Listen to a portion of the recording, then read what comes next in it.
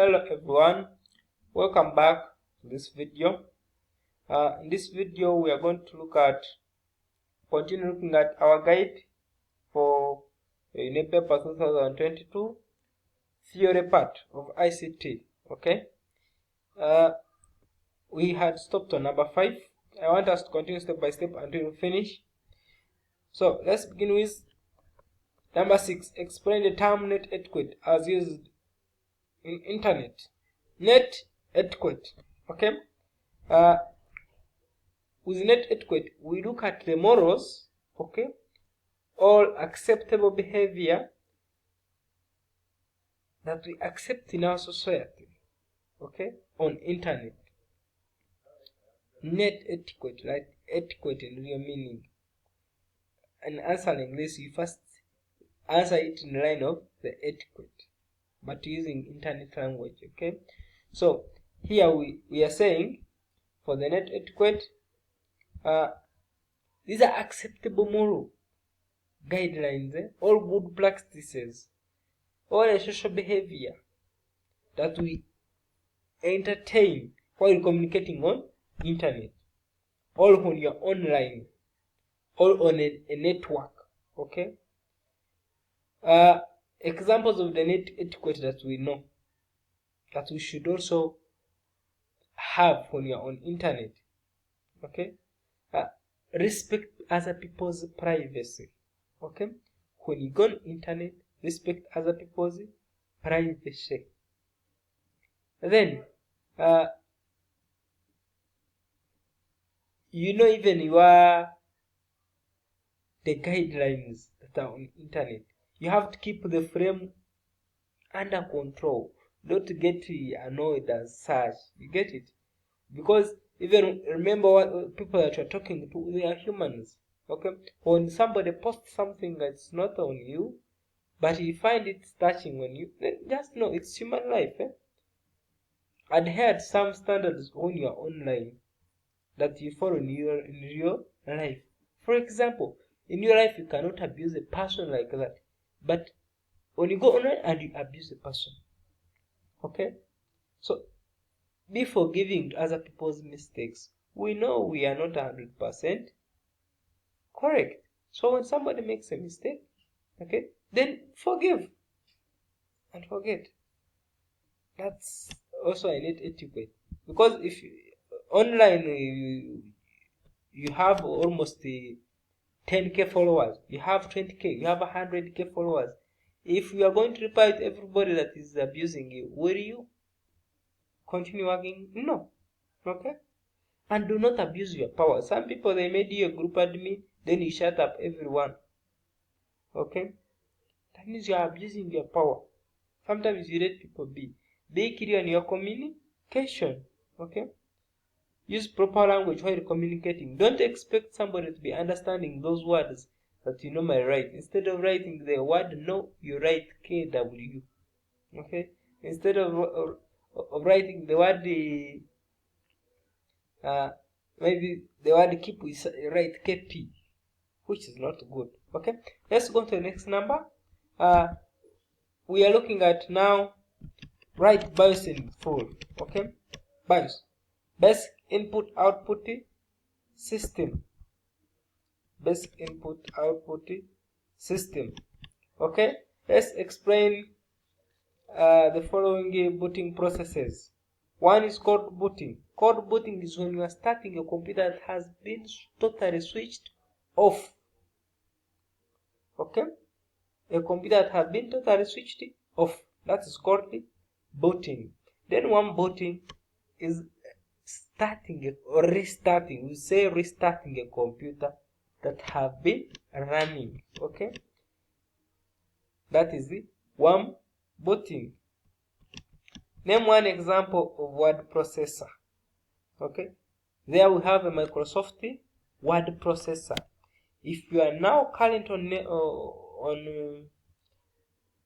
on technology, you are using Google Docs. Okay, also using Google Docs. If you can consult the guide this side, we are seeing examples of Microsoft Word. There is Word Perfect, Word Star, okay, there's Lotus Word Pro, there's Open Office, WordPad, Google Docs, WPS. Okay, on your phones have WPS. On your computer, when it's not installed on Microsoft Office, you find WordPad. Okay, right, let's move on to the next one. Explain the following view. Okay, in word processor. Print layout. Print layout, this helps us in editing. We put on a print layout when we are editing. Then for read or full screen mode, this one we put it on to help us when we are reading. It removes the editing menus and so on, so that we can now continue reading. For example, if I can open here maybe my Microsoft Word here, okay, you can see that here in the corner, okay, this is in print layout. Print layout, I am able to edit my work. Okay, you get it. But when I cross over here to full screen or reading, okay, it gives me a clear view. It has hidden all other menus that were up. In full screen, it's in print layout, it's going to give you this one. Okay, the home, the insert, the print layout, then the reference, mailings, view, design, and okay, the file. It gives you that those icons and those files. It brings you the ribbon. But when you are here in full screen, it hides the ribbon, just creating more space for you to read as it's ready, as it's in a full screen. Okay, that is it. Let's go to the next number. Differentiate between a repeater and a switch as a basic networking device. Differentiate between a repeater and a switch as a basic networking device. A repeater is a communication device that amplifies or rejuvenates and boosts signals due to attenuation. For a switch, a communication device in a network that joins devices together. Okay? For example, for a repeater, you know, during the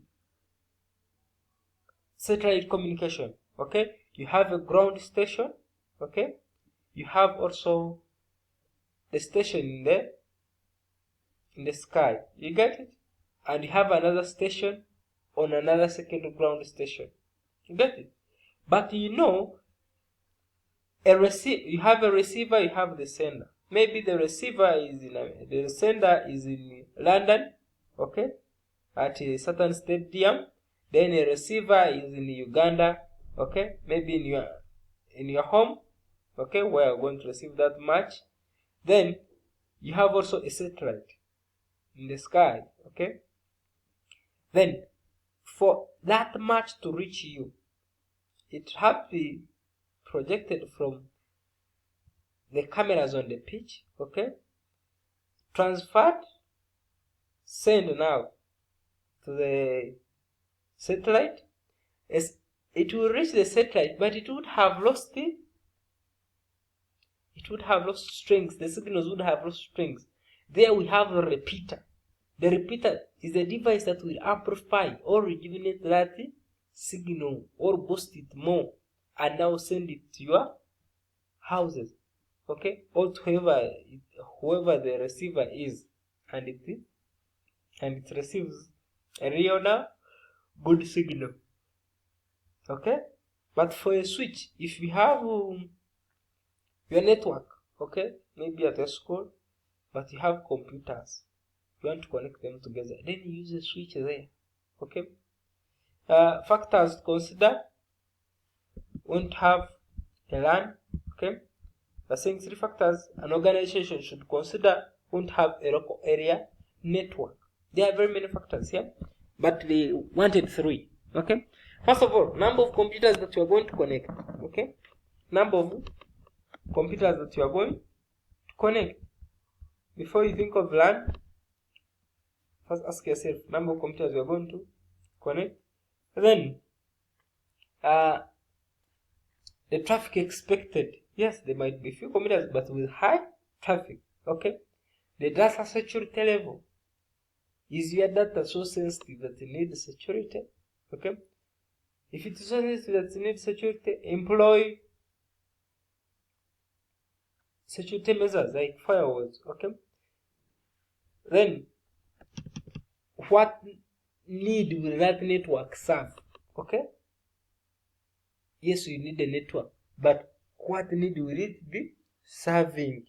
You may find that you only just need your computer to connect to your printer. Okay, there you won't need a security measure, and what you're printing is just simple papers, maybe for exam for students. Okay, compared to maybe when somebody is in the bank needs to connect his computer, okay, maybe to a team machine so that everything can move on smoothly. You see the data security levels there. Okay, then when you cross over now, define e-learning. E-learning is a new term around town now, not around town, even around Uganda. Since COVID began, e-learning has been going on, has been boosted. Okay, at first we had neglected, but now we are coping up with it, with e-learning. Now, e-learning, this is the process of conducting learning, okay, over electronic media, typically over the internet. Okay, is the learning process that is conducted over electronic media. People, you hear them on radios, it's electronic. Okay, like what I'm doing now in videos to convey the information to you, that's what we call e-learning. Okay, some people have, some schools have host Zoom, okay, for the facilitation. That's e-learning. Okay, some universities conduct lessons, okay, via Zoom, via Google Meet. Okay, that's e-learning. Then we'll go to the next one.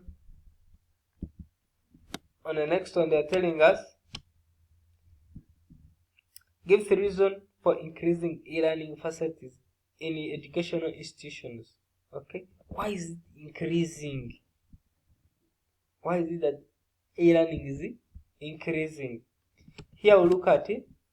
Greater access to education. With e-learning, it gives you access to education and very cheap. Okay. Now, even the needs of more technology. Okay. It is even cost effective.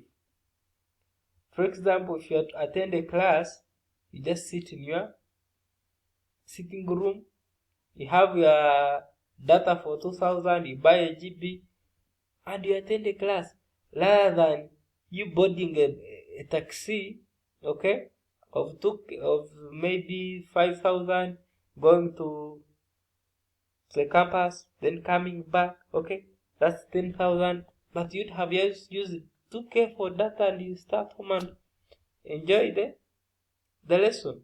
So it is cost effective, and for sure e-learning is fun and it motivates learners because it is self-paced. Okay, even the changes we have had during COVID, more changes coming, and we have to adopt these changes. So these are changes in our nature of learning. Okay, it saves time, it reduces the risks of accidents, you being on a border going to classes. Okay, it even helps you, gives you time. Instead of going to class, I'm going to stay here for 2 hours, attend my class, then I move on and do my stuff, other businesses. Okay, alright, so thank you for listening. I've reached on number 10. We are going to continue up to number 20. So see you in the next video. Thank you.